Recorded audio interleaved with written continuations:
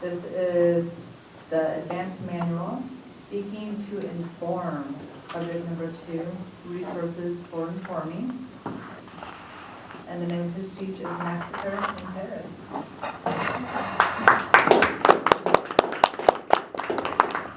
Thank you, Madam Toastmaster. I don't believe my speech today will be resplendent, but it may be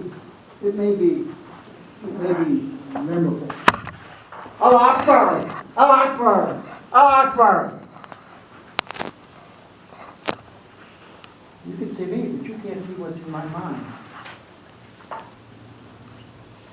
Those are the last words several people in Paris heard this week. But it wasn't the first time there's been a massacre in Paris. August 20th, 1572, the Catholics massacred 3,000 Protestants.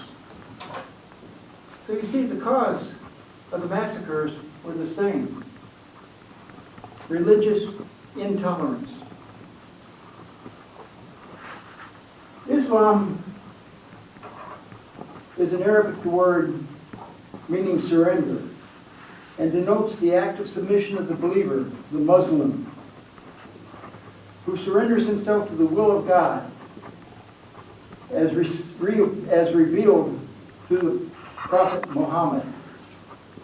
Bernard Lewis has studied the history and languages and religions of the Middle East for almost 50 years.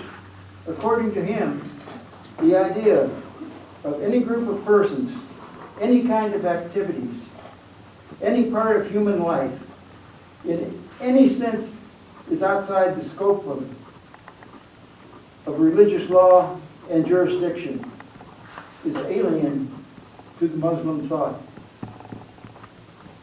There is only one law, Sharia. Sharia is of divine origin and regulates all aspects of human life: civil, commercial, criminal, constitutional, as well as religious. In the 18th century, the last great Islamic caliphate was declining.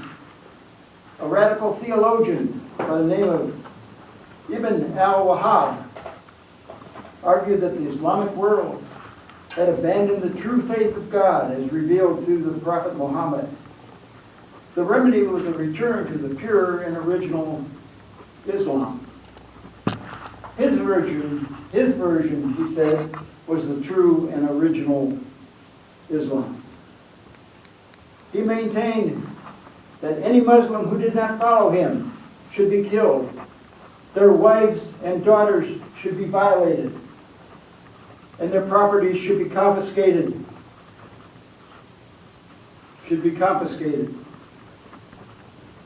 All other faiths should be humiliated and destroyed.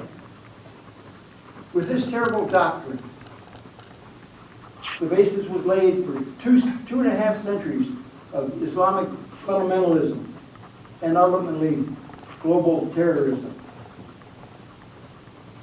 His vision was widely rejected. He was forced to take refuge in a village controlled by a family of bandits, the Saud family.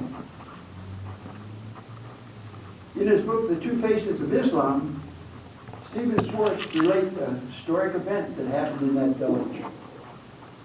Al-Wahhab and Al-Suad established a crude government based on a unique power-sharing agreement. Al-Wahhab would have the religious authority, and Al-Saud would be the political ruler. They cemented their alliance with a marriage between the two families. They also agreed that the power should be inherited through their descendants. This unique fusion of religion and political control created a system which would be run as a family business. This political formula is in full swing today in modern Saudi Arabia. In the mid-1920s, the House of Saud conquered Medina and Mecca. This gave them control of the pilgrimage, which brought millions of Muslims to the same place at the same time every year. Also in 1920, they discovered oil, which made them fantastically wealthy, which gave them great influence in the Muslim world. Bernard Lewis says this influence spreads far beyond Arabia. When Muslims living in Chicago or Los Angeles, London or Paris want to give their children some grounding in their faith and culture, they go to the usual sources, evening classes, weekend retreats, that sort of thing. This is done all over the world. The only trouble is, these activities are usually funded by the Wahhabis. And the Islam they teach is the Wahhabi version. The Pollyanna political correct crowd wants you to ignore this reality. But look at the evidence. Last June, 51% of the Muslims living in the U.S. told the polling company that they preferred having the choice of being governed according to Sharia.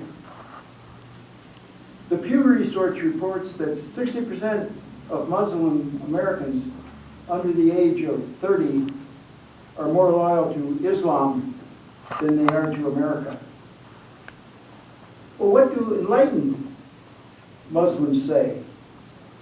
Paul Sperry, author of Infiltration, How Muslim Spies and Subversives Have Penetrated Washington, quotes some Muslim leaders of Saud-funded, constitutionally protected organizations.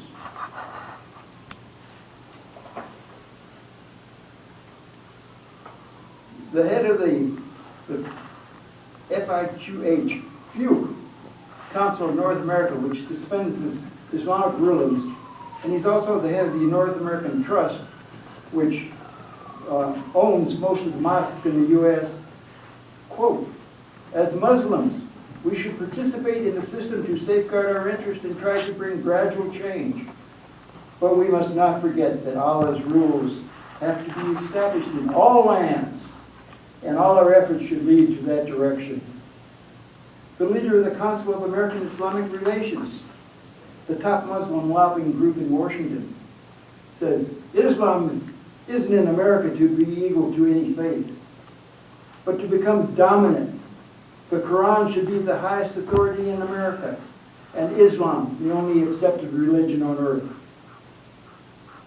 The director of the Muslim Alliance of North America, quote, in time, this so-called democracy will crumble, and there will be nothing. And the only thing that will remain will be Islam.